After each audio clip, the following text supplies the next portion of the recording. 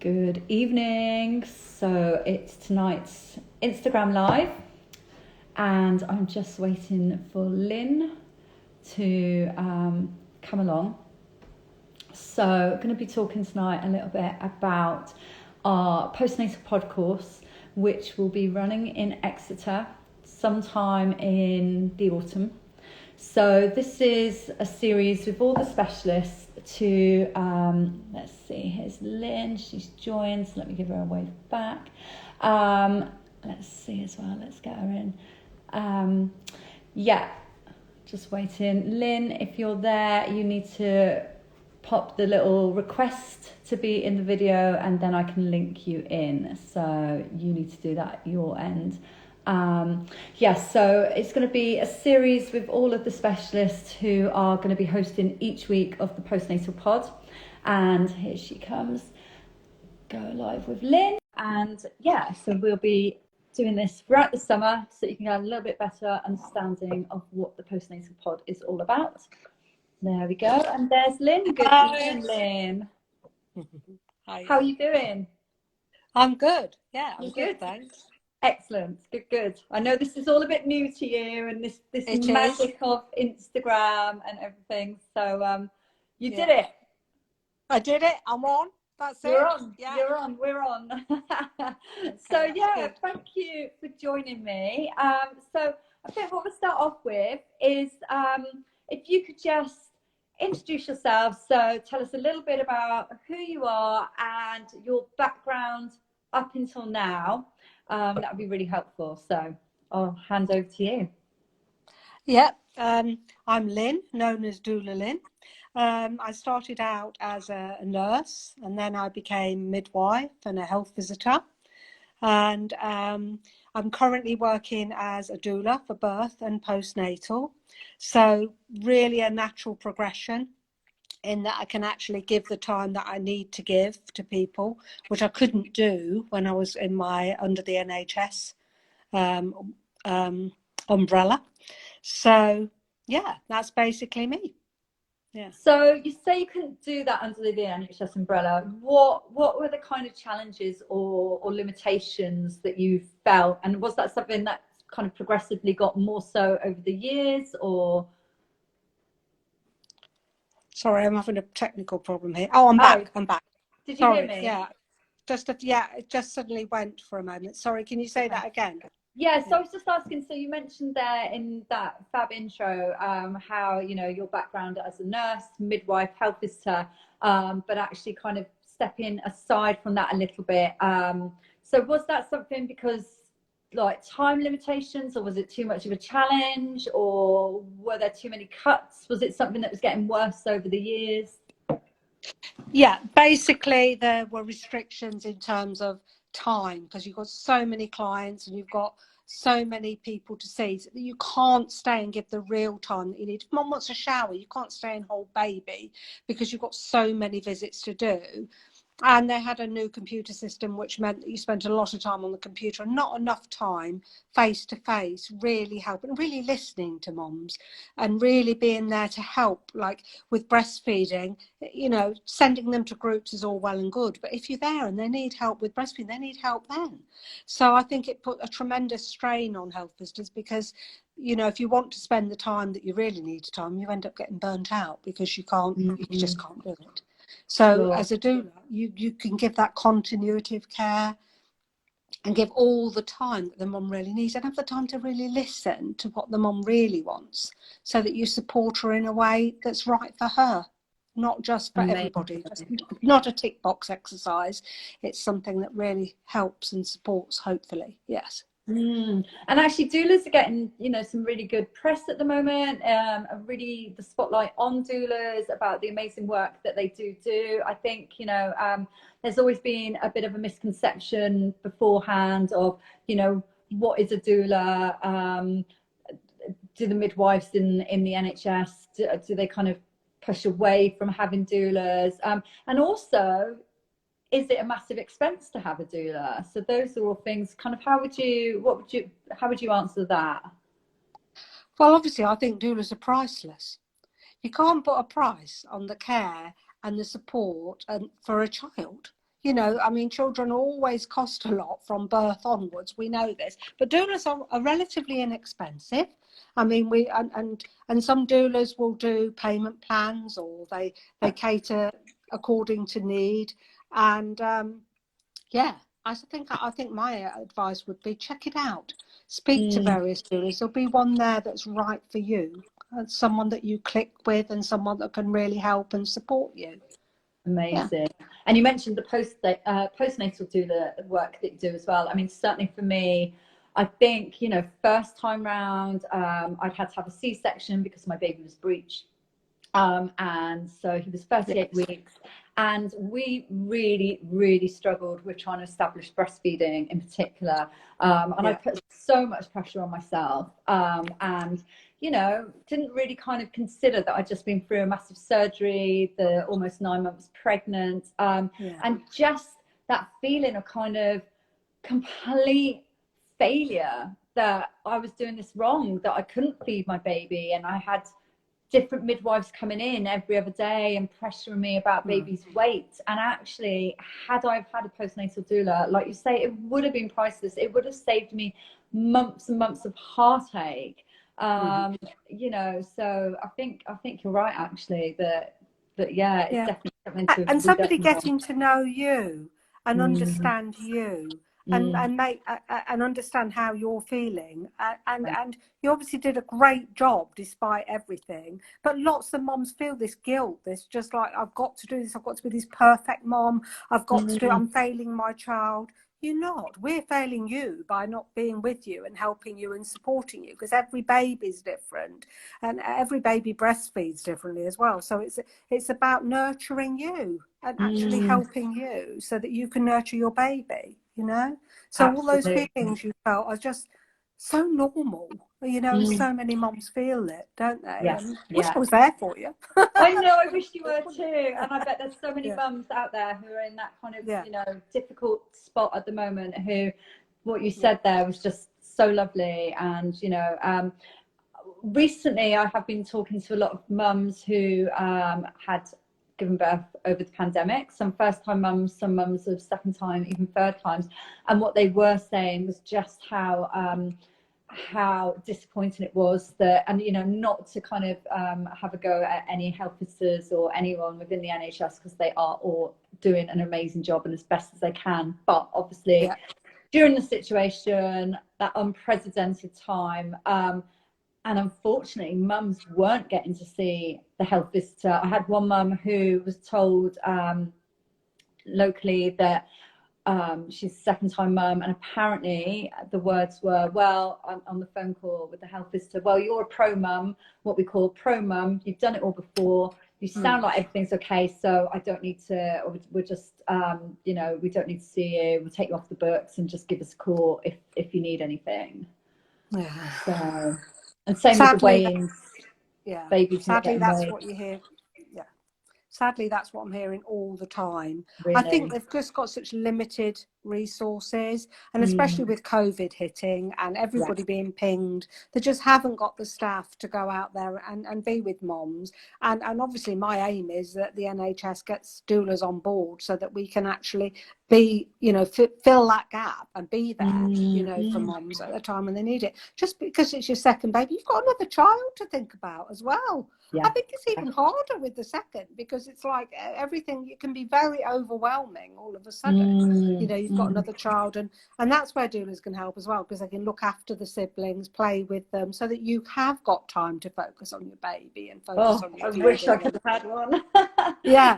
Or do whatever it is that the mum is worried about or that bothers her. You know, for some people it's like, I can't bear the dishes in the sink. Well, the doula will help you with that. You know, every doula does different things, but it's tailored to your unique needs. And whatever's worrying you or bothering, someone to talk to, someone to really listen. Exactly, absolutely. I mean, I had, so my second, he'll be 4 on August the 7th, so coming up, and I can remember being really kind of conscious of, especially not wanting to have another C-section, because what am I going to do with a 4-year-old and the summer holidays if I can't drive anywhere because I'm post-surgery again? So, you know, I know a lot of mums kind of feeling that pressure of the summer holidays as well, feeling like you've got to be all things to all people. And so actually, that's something, isn't it, that we've talked about when discussing this new course that we're bringing here to the Southwest. Because obviously it's something that I've ran since I had my first little boy back in 2013. So that was something I did after having him, and a business I had up in Hertfordshire. And the main kind of focus of that, and still continues to be, is that mums need mums, and actually it's so healthy to be talking and listening and meeting and being with mums who are in a similar situation at the same time. So this is why we've put together the Postnatal Pod, and so each week that's going to be hosted by a different specialist. So we are thrilled, very lucky to have you as our guest specialist for the first week of the Postnatal Pod. And so what we do there is, obviously these are the mums coming together, a lot of them for the first time, so it's quite nerve-wracking. We don't expect anyone to be kind of bonding or making friends straight away. It can be quite a little bit kind of nerve-wracking to come on in and sit down and kind of say hello to other mums, let alone anything else. So so that first week, we kind of, our aim is, our topic, if you like, is sharing birth stories, and I know that's something that, like myself, that you are very passionate about. Do you want to tell us a little bit more about why you think that is so valuable? Well, first and foremost, I think what you're doing is amazing, Rebecca. I think bringing all mums together, I don't think I can emphasize enough how empowering it is, and how the oxytocin levels flow, and mums really can open up and talk in the group. I think just talking and having somebody listen about your birth stories, listening to other people, listening to the similarities, and they don't have to share. If they're not comfortable sharing, that's okay. And also being able to signpost people if they've had a traumatic birth, knowing where to go to, where, for example, they can get an appointment with an obstetrician, which lots of mums don't know, to debrief the birth. But I think also we've all been so isolated in COVID. So this is the time when more than ever mums need to get together. And quite often they can form friendships. And I think in your other groups they did, didn't they? They can form friendships, sometimes lifelong friends. And they're all going through it together, so they can all kind of talk about their babies, learn from each other, and just really, I can't emphasize enough. It's you've got to do it. You've got to go. You've got to come, because you just feel so good in a group of women together. I know in my doula training, I felt it so much. All of us together, all women. It's just a wonderful feeling, and I just think everybody will gain from it. In different ways, and with all the different sessions, different things for different people. Yeah, absolutely, and that's right. There might be one session or a couple of sessions where at first I might think, oh, I don't want to share my birth story, or not ready to share it yet. It's been really interesting. Obviously I've done this for kind of 6, 7, maybe longer years, and seen a lot of mums. And it's always something that I've started with sharing birth stories. And it's quite rare that mums don't want to, but it's absolutely fine. There's no pressure. But what we have found over that time as well is those mums who have had more challenging or emotionally or traumatic birth experiences, it can be just as therapeutic for them to listen to others. It's also really empowering to hear the positive birth stories as well, and that for some second-time mums, to be able to share with the first-time mums, well, actually, my goodness, that was my experience first time around, but then second time around, it was so different, and just so uplifting, so empowering, like you say. And it's a safe space. All of these sessions, that very. Absolutely. And I think telling your story sometimes helps you rationalize what happened, and you come to terms with things, and And sometimes you remember things that you didn't remember at the time that come out, which Absolutely. kind of is the missing puzzle, Yes. piece in the puzzle sometimes for Yeah. mums. Yeah, definitely. And also as well, you know, we do talk about how for birth partners as well, you know, they're on the Yes. kind of other side of the fence a little bit, where they actually may be experiencing more emotions or trauma or challenges that actually we as the mum might not be aware of, and Yes. that's certainly something that can impact further down the line, you know, if it can put some people off thinking that if they never want to have another child again.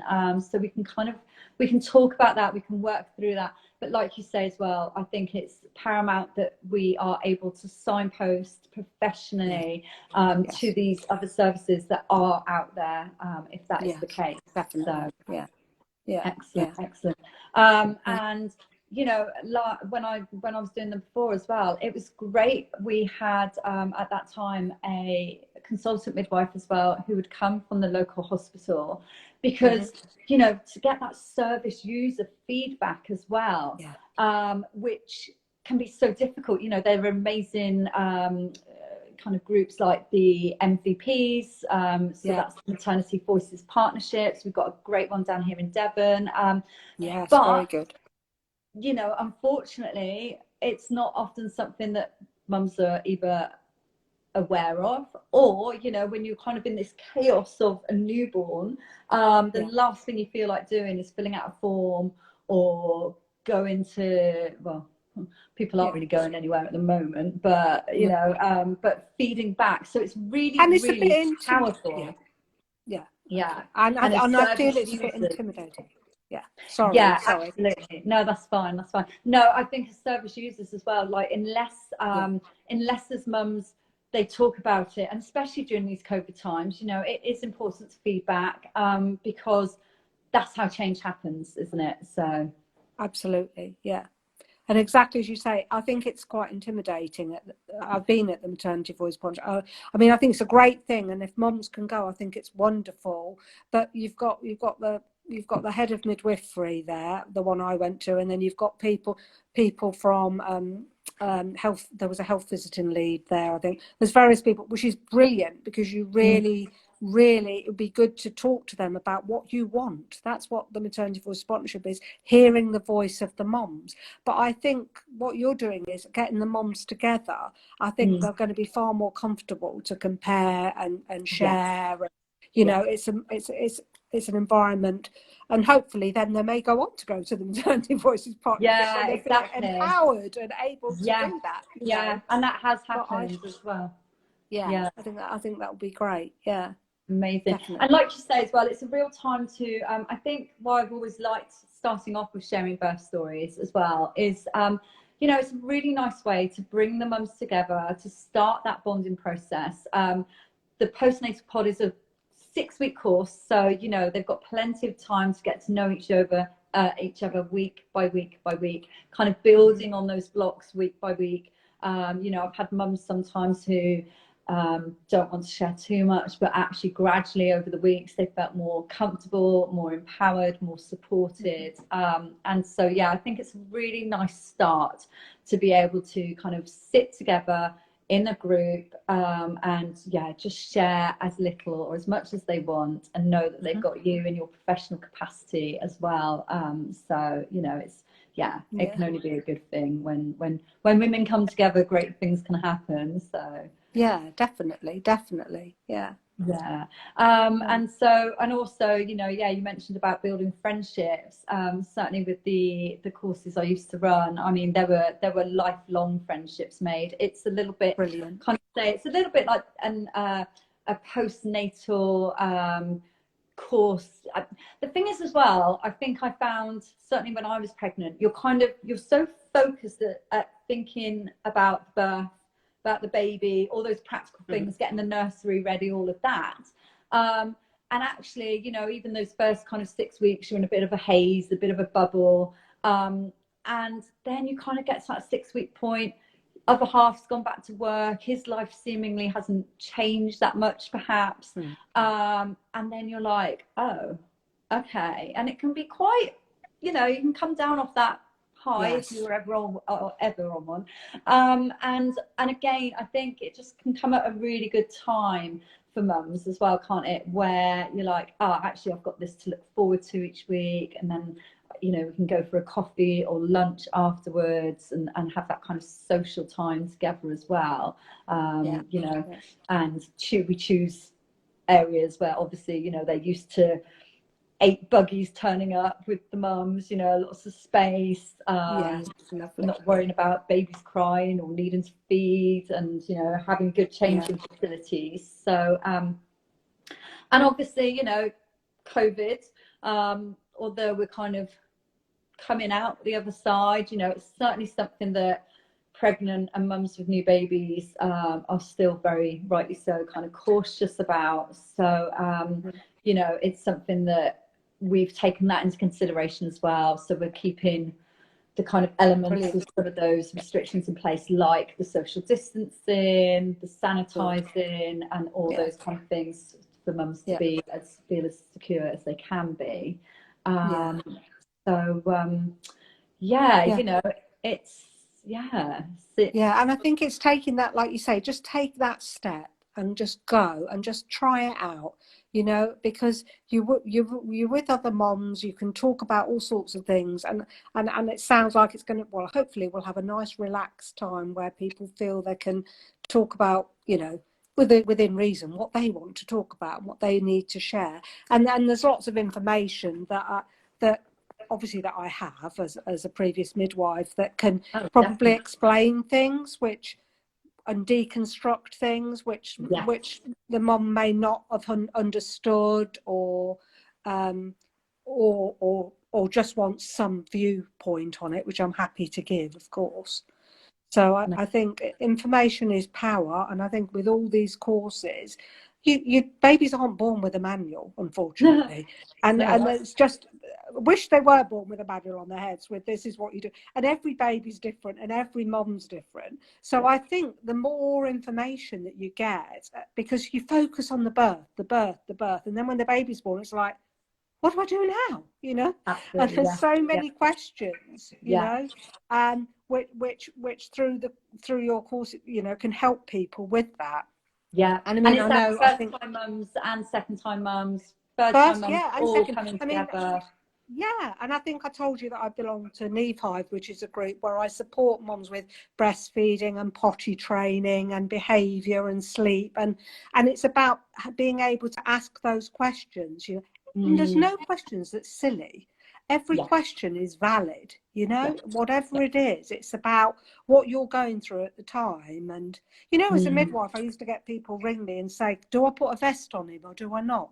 And I just thought, well, that's a very good question, because, we need to talk about what temperature the room is at, what you've got on and how baby is. And there's a lot of things that go into that. So it's not a silly question, No, absolutely. And even more so at the moment when they're not having that access to, that kind of they're really not postpartum care and kind of checks and stuff. And so actually, again, that can be really valuable. I mean, I was terrible. I remember when I was struggling first time round with the breastfeeding, and I'd be up in the night and I'd be Googling stuff, and this was back in 2013, kind of before really Facebook and Instagram had really taken off. And I would just go down rabbit holes and get myself more and more stressed out.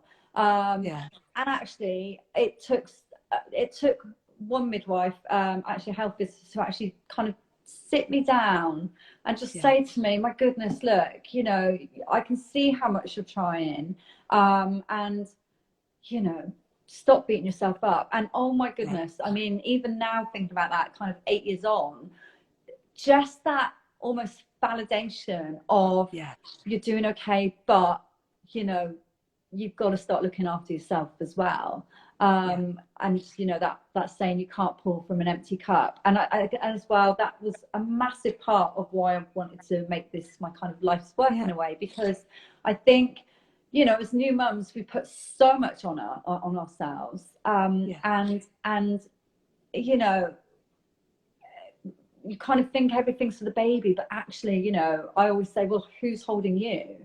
And that's what a course like this does. It enables us to hold each other in the sense of you know, look, you're doing okay. This is kind of normal things that you're going to see with a new baby, or you're going to struggle with, or actually that you should be patting yourself on the back with. And sometimes just kind of saying to somebody else, oh my God, that's amazing what you're doing, can just make such a difference. Just that.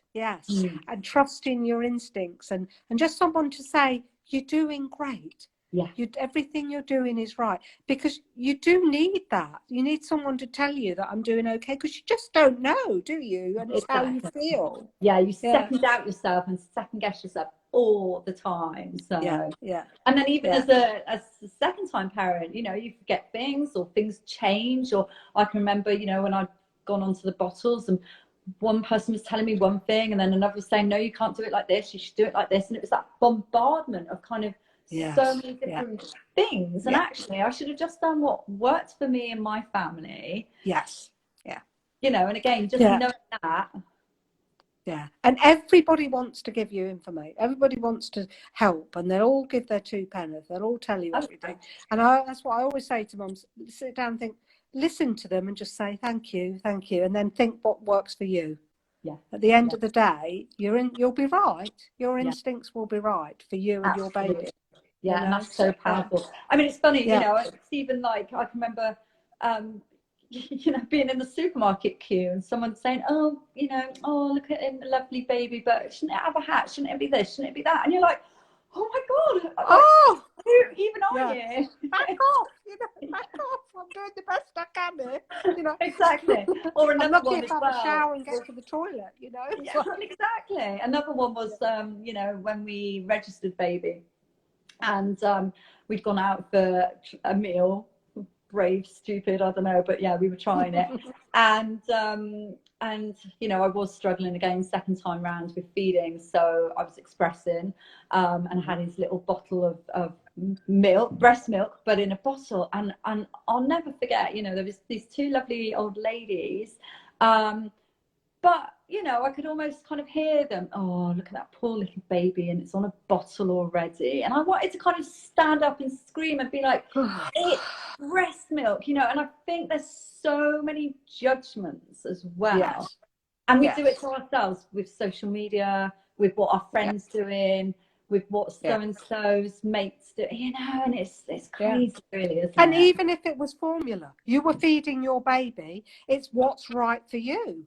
So if it was right for you to give formula, who are they to judge what's right for you? It's what's right for you and your baby. There's no wrong answers. So that's terrible. And it might have been very much as well me with my hormone lack of sleep kind of state, thinking I'm being judged when actually maybe I wasn't. So again, you know, that feeling of all being kind of in the same boat with each other on the course is so valuable and empowering. We can all be vulnerable together, can't we? And talk through.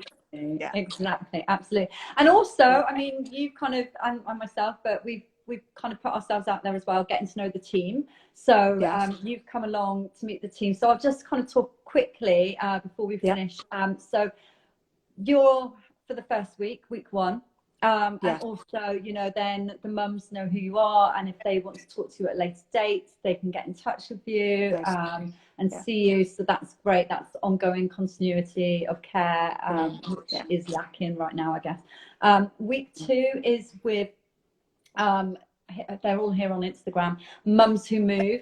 So in that session we talk about kind of our postnatal body, and again, just being kind to ourselves. You know, we're not necessarily going to get back into those clothes we wanted straight away. We're not going to be out running straight away, you know, and actually being realistic about what we can and can't do, and what our bodies have been through. So talking about pelvic floors, tummy separation, and all those things that actually are still now getting missed with not having a 6 to 8 week hands-on check as well. So that's week 2. We've got week 3 with Nikki Huddart, who is a holistic sleep specialist. Hopefully she's going to be doing the live next Wednesday evening. So yeah, I'll post out about that. Week 4, we've got mini first aid, Exeter. So that's with Liz Watt. And we are going to be doing a little bit of a kind of clinic there about kind of things to look out for, in terms of, like you say, you know, what is kind of safe to be putting babies in at night? When it's hot weather, what should we be doing? What kind of temperatures do we need to be aware of? What about tummy bug, that gastroenteritis, you know, when do I need to go to hospital? When do I call 111 and all that kind of thing? So that's what's really normal and what's not.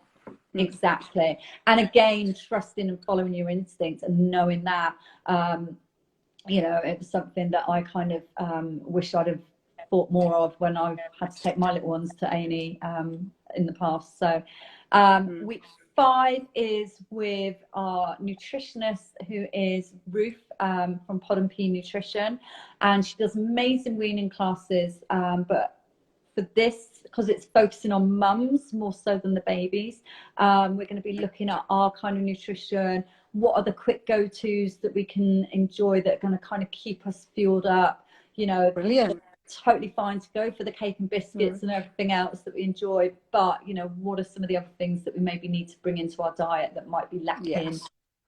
Especially for those that are breastfeeding, but also for those of us who are bottle or mixed feeding. You know, you're up in the night. What are those kind of things that you can do? And then the final session with Lauren Elliott of Lauren Elliott Vincent Counselling. I think she's here tonight, Lauren Elliott Counselling. I'll give you a little wave. I think she's still on. And wrapping up the session then. And that's all about kind of talking about motherhood. What are our expectations? You know, have those expectations been met? And anything and everything can kind of come up in that session. And the lovely thing is that because the mums have been together then over that 6 weeks and shared so much over those weeks, and got to kind of really form those bonds, it's just lovely. And then they go off, you know, and kind of continue as their group doing things together, trying out classes like baby massage or sensory or whatever it is, and they've got that kind of group then to do all those things and actually enjoy maternity leave with. So that's great. That sounds wonderful. Well, we're really pleased to have you on, and thank you so much for shining a light as well on the amazing work that you do as a doula.